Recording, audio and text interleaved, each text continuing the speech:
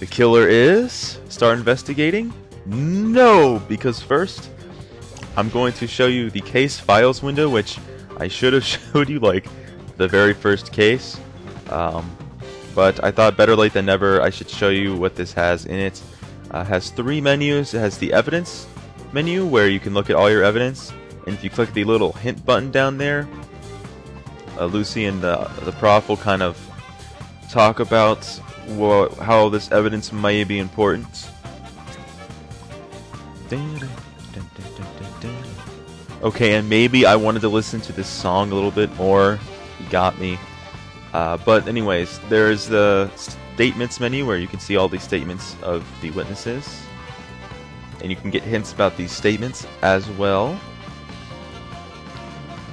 So just kind of going through there, reading them. Well, I'm not reading them. I kind of just stop on them a little bit so you guys could read them. It's kind of odd that this Atista chick has not been mentioned too much. Alright, and here are the people. Basically, we go over these at the beginning. We do have the stone idol there, and the victim with the horrendous pun. Alright, and now it's time to start investigating. This case is interesting because it's actually not the conclusion, but it's sort of an interrogation before the actual interrogation. We have to prove to Coretta that the killer was indeed human and not a demon. It's making no sense. It's impossible. The Senor, he must have been killed by the Diablo. It is the only way. So yes, he's getting worked up. He's kind of angry, as you can see by his mask. Now he's sad or something, and now he's happy. All right. Stone figure with the Diablo sign breaks out the wooden box. It kills Senor Archie, and it's even Senor Archie say he is a Diablo. No, he shouts it in the telephone. All right, so.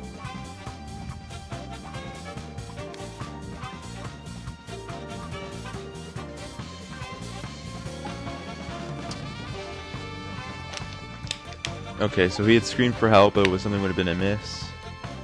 Alright, so what's strange about the intercom? Clearly the prints have been wiped off, which is a little weird, because he wouldn't really have had time to wipe his prints off if he was the one who had talked on the intercom. Yeah, he was being attacked, so why would he wipe his prints off? And no demon would do anything. No demon would wipe the prints off either. Alright, so the scream down the intercom were the killer impersonating Dr. Ologi. And that's not all. There's evidence on the scene that contradicts the possibility that the demon got the crate itself. Oh yes, this is the fact that 3 crates were opened instead of just the one. And the reason that that's incriminating of him is, well, we'll get to that in a little bit here. Stone Idol couldn't have broken itself out because there's 3 lids with their crates off. 3 lids with their crates off. 3 crates with their lids off because first of all, if the thing had broken out itself, it would have just broken out of its crate and there wouldn't have been any other damage to the others. Okay, so demons like exist, what do exist are humans with demons in their hearts. Who has a demonic heart in this case? Who's the criminal? Well, we've already figured that out. It's Chico Coretta.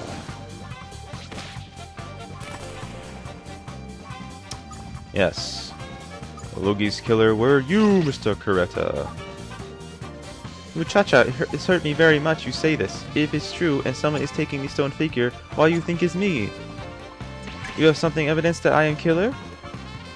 Certainly we do. On one other piece of evidence, 3 open crates heavily implicate you in a crime. The additional evidence that he is talking about is, of course, he'll give you a little hint there, which kind of gives away, is, of course, the notes. I mean, they clearly are wide open, and they say that the idol is in the crate C.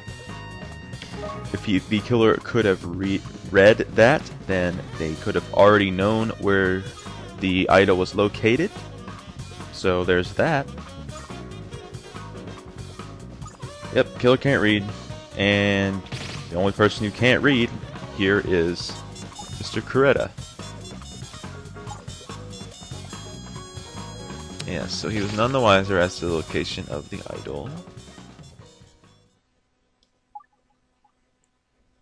C is true. Alright, so he's already confessing. You, Senor Layton, and you, muchacha, you were very clever. Alright, so yes, he put the axe in between his eyes. How could you use something so grim because he took the stone figure away? Even I give him the special liquor of my people. He hears the voice. See, the voice of the Diablo. I give you my power. Kill the one who trespassed in my temple, it say. I do what the voice tells me. I leave the door of the hut unlocked. No, unlocked, locked. I can't. I can't. It's hard for me to impersonate him because I want to say what he says, but I want to say it like with correct grammar and everything. All right, so say it's possible. So could have taken the door off its hinges, and here's a telephone for you. Yeah, I bet it'd be forensics. So even with the ominous music there, we still have time for telephone calls.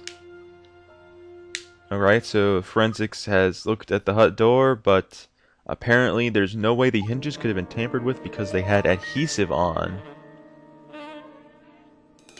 Okay, the owner had around the hinges in glue because he saw the screw was gone. So yeah, there's no way to remove the hinges. So does that mean he couldn't have done it? See, so it's okay if I leave now? I still no see the Buckingham Palace. And I have to buy some gifts for Mariana and everyone in my village. Alright, so we had to let him go because, well, first of all, we have to let him go so we can talk about him behind his back, of course. Can't pin it on him while he's doing on at the end of the video. Alright, so yeah, we gotta get to the bottom of this one. There are two remaining points that we can't explain. How Coretta managed to disappear from a locked room, and how, as we've been led to believe, the corpse came back to life. Alright, so still gotta solve those final two mysteries before we can actually bring Chico back in. Alright, so the first one, oh, never mind. We're gonna talk more. So where do we start? Alright, so now we're gonna go with the walking corpse first. Seems too incredible to believe. Two witnesses, yes. No, of course it wasn't a demon, Lucy. Quit messing around. So it must have been an illusion. Find the illusion that the trail of evidence in a matter of small. Now, I knew sort of what the illusion would have been. But I just could not find the evidence that proved it. Find proof that there was an illusion. Well, I saw the fishing tackle there and I thought that was the proof, but no. This is where, if you didn't examine the crime scene at the beginning, you'll have to scroll over and find that little circle there and find the rafter damage. And that's exactly what they're looking for. There should be a similar piece of evidence, which is the other rafter damage. Rafter damage A. Alright, so the nicks of the beams, what are they? They were made by a thin rope or wire of some sort. Well, we know what that is. The only thin rope or wire of some sort around is the fishing tackle. What caused that? What gouged out the notches in the rafters? Why do they? I love how they use the word gouged. Like you hear that you get your eyes gouged out, but yeah, that's just kind of a weird word to use there. But yeah, the tackle must have been used to move the body. Of course, there must have been something heavy on the other end, which, as we all know, was definitely the body. Because that was the whole illusion. Someone pulls on the fishing line and the body moves forward. I guess it would move up a little bit too, I think. It would like move in the air a bit. Depending on how the fishing tackle was used on the body, I guess I would think it would just lift him up too. Alright, so we'll make it look like he moved even though we were dead. Alright, so we solved the mystery of the walking corpse. which is the biggest mystery in this case. Now we have to figure out how the murderer just simply vanished. Yeah, so he was claiming that he passed straight through the walls. Of course, that didn't happen. So, what happened then? How did he do it? If the hut was locked, there's only one possible option. That is that he hid himself in the hut. He must have hid himself in the hut because there's no other options. He couldn't have gone out somewhere. Alright, so now we have to figure out how he hid himself in the hut, which it's kind of obvious how he hid it, but this initial evidence that you have to find isn't like particularly obvious. But the proof that Coretta hid in the hut, first what you have to do is examine the liquor on the ground and say, here's the mark, and that's the first thing you have to examine. See, what I did was I examined the signs immediately, and I was just really confused. I didn't realize the liquor was what you had to examine first, so that's a little bit of a tricky. That's a little tricky to find there. What made the stain take its shape? That is the signs. The signs made it take its shape. So it must have been put in the way, of course. Okay, so none of them could have stood up alone, so it must have been resting on something. And clearly it must have been the coat hook, which is sitting right near the signs by the intercom. We examined that earlier in our investigation of the crime scene. See, the sign must have been resting on the hook, and then when the liquor spilled, it made it take its weird shape. You could see it has a little bit of a sort of a square missing out of it in the upper right hand corner. It's kind of weird. So which card in the files indicates when liquor was spilt? That would be Atista's third statement, saying when the liquor was spilt, of course. And that was when the body moved forward and knocked over the liquor on the table. Which means the signs must have been there when the body moved. And then the killer put it back afterwards. Or we know it was Coretta. The Coretta put it back afterwards. Alright, so the sign is how he hid himself. Fairly obvious. I mean, you realize that the signs must have been how he hid himself, but that first initial examination of the liquor is not as obvious. It took me a long time to figure that out. So come on, it's the signs, right? Alright, so now that we've solved those two mysteries, it is time to call Coretta in and interrogate him for reals. And there he is. The lovely 25-year-old Chico Coretta. Alright, tell me he doesn't look 20. He looks like he is 18 at most. He looks so young. There's no way he's 25. It's not the season of see inside, they say. Big problem for me. Very honest, you looking forward to my pictures. I know what to make her sad is why I climb over the fence. Oh, so he was trying to climb some fence. And then the police caught him. So that's why he's actually back here. Ah, but we do need him because we figured out how you did it. No, you did not disappear through the wall. Humans can simply pass through walls. If it is no true, how can it be, Senor Layton? Alright. Fake cry for help. So he faked Ologi's voice, and then when they got there, the door was locked, so they had to break it down because there was no other key. They found the grim corpse of the guy with the axe through his skull. Alright, so he believes the perpetrator of this crime was still inside the hut. And where in the hut was he? Well, he was in a corner of the hut. Of course, behind the signs, as we know. Ah, this song. I love it. I love it. I actually play jazz myself, so I do appreciate jazz. Appreciate these tunes even. Now we have to figure out why Sasukasa did not see, or now we have to point out why Sasukasa did not see the killer when he came in. Is because the signs, of course. We're a whopping great sign. Yeah, so he made himself a nice little hidey hole. I like all the tunes in this game, it's just some of them just don't fit sometimes. Examining a crime scene with some nice jazz playing in the background. Alright.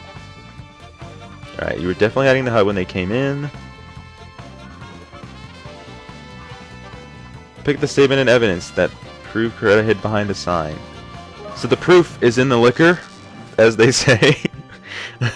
So it's the liquor, because it has a weird shape, and the statement is the fact that the liquor was spilled. It's the same statement that was used in the actual investigation. It's just the liquor that's spilled on the floor that proves it. It's the only way it would have made that line there at the end, was if there was a sign there, which proves that it was up against the coat hook when the liquor was spilled, which we've already shown. Oh, you cheeky so-and-so! It's only the Diablo that can make the corpses move. That's the rebuttal. Allows us to dispel the myth of the walking corpse now. Alright, so time to show him what gave the illusion of the corpse moving, which was the fishing tackle, of course. The only wire that was in the hut. Killer tied the fishing line and then gave it a tug, and then it made him move. As been proven already. Alright, so he's saying, why didn't we notice the fishing line? Because Coretta was like, well, maybe then they would have just seen that the fishing line was there. But the owner made a statement to the fact that it was really dark in the room, so that, coupled with the fact that there was a corpse with an axe lodged in its skull coming at them, made the fishing line easy to miss. You only imagine what you want. Is no evidence for this, what you say? Oh, aye, we have evidence of... no, you're not South American. Alright, raptor damage A, yes. The raptor damage proves that the fishing line made him move. Because there's raptor damage, of course. Alright, so, judging by the position of the raptor damage, we know that the killer was in a corner of the hut. Of course. So we know there definitely was someone behind the signs. Ha! Compelling proof the killer, in other words you, Mr. Coretta, was hiding there behind the sign. See, I just do it like it's telling me to do. Like you were told. See, I hear it, the voice of the Diablo. It's telling me if I do everything like she tell me, it is going to be okay. It's no mumbo jumbo, it's true. I hear the voice of the Diablo. It's taking too long. I can't hold it. Well. Oh, I believe you, Coretta. Oh, crikey, here we go. Demons are real, and all around us. You don't know, Lucy? Carefully, lad, the man could be a crazed killer. Yet without direction, he's nothing. A mere puppet. Puppet, you mean Marionetta? Who you say is Marionetta? I'm talking about you! You steal and even kill, all because of this demon's voice. See, we must listen to the Diablo, if no, it's going to make curse on our village. Idiot. Demons are illusions, living in the minds of the weak. Illusions have no power to curse. Lucy, you're clearly confused. All he's saying is that demons are real and are illusions at the same time. There's just one point we need to make clear. The Diablo's voice whispering in your ear, Coretta. That was most certainly no demon. It was a human. A human that you could see there was a demon in you already. A human that knew just a suggestive murmur to that inner demon of yours could persuade you to slay your Loki. It's no human. It's Diablo. Surely you can see who it was now, Lucy. Who was the voice of the demon that spoke to Coretta? Who was the voice of the demon? Well, Mariana Atista. The only person that really makes sense in this case. And now we break his heart. Turn it to stone and break it. Yes, so it was Mariana Atista who told him to kill the archaeologist. Ooh. Oh, but it was. It was Atista on the other hand at the intercom listening to you faking Loki's cries for help. But I don't know this. It's only by chance. You say the sound quality on the intercom was poor, yet you instantly recognize the person you were speaking to as Atista. See, it's normal I know my novia. We're going to be marrying together. Oh, I know. So you think you could tell a difference between my fiancé and a quinquagenarian? Your two voices would be very different. Very different indeed. Tell me, Coretta, why are you here? Why England? Why now? Oh, by the way, quinquagenarian, your word of the day? Oh yes, of course, Mariana Douglas. Just it. When this one investigation, the murder was being reopened. It's by chance. It's only by chance. Clicking the data for it is a pain. It takes a great deal of time. In the original scene of the crime, there would have been a lot of activity. It would have been quite impossible for Sasuka's hotel staff not to get wind of what was going on. It's no Mariana. It's no her. She's studying this crime. Nada. Steady on, Prof. He's getting a bit... What? Something wrong? Steady on, Prof? That means... wouldn't you think that would mean to keep going? But the Prof says like it means that he should stop. I don't know. It's kind of weird. Oh, yes, he did actually say that. If you notice, he kind of a little slip of the tongue. If I do everything that she tells me. So, that's how you know it was her as well. She used you like a pawn in her devilish games. Warg! Quiet, Lucy! Curses, I was just about to... Arg, that was just getting interesting. Mystery solved. Alright, so we figured out that Atista was telling Coretta to kill the archaeologist. Very, very interesting. Alright, so it's time for the outro of the case with Dustin and Lucy. Yes, we want to know what happened in the case. Do I ever? Don't get too excited now, Lucy. Alright, so first about Coretta. As nutty as a fruitcake. Not a fat lot of help, I'm afraid. Atista bird. Oh, she was gone. She booked it. Yeah, she probably was playing there from the start then. Atista's not even her real name. Total enigma. Very interesting. Very, very interesting.